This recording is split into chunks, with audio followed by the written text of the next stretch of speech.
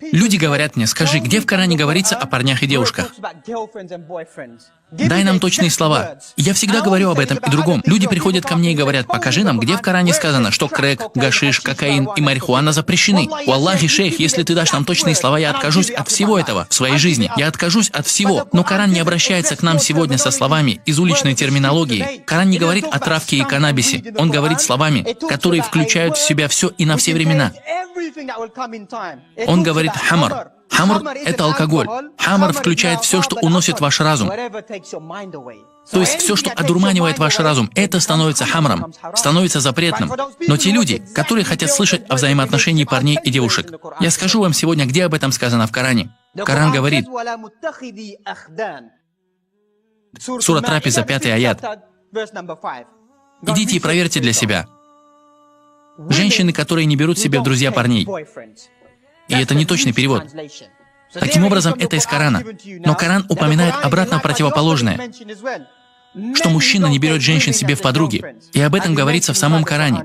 Так это стало общим трендом в обществе, потому что они заставляют нас чувствовать себя ненормальными. Они заставляют думать нас о том, что если ты не будешь иметь взаимоотношений с девушками, ты ненормальный. Такова наша религия, таков наш путь, таков путь мужчины. Но мужское достоинство – это не блуд и прелюбодеяние. Мужественность – это сдержанность и контроль над собой. Это настоящий мужчина по шариату. То есть эти люди, и также некоторые мусульмане, пытаются продвинуть это в нашем обществе, что нет в этом запрета. Любовь возможна и до брака. Шариат говорит о любви после женитьбы, когда вещи становятся трудными. Появляются дети в семье.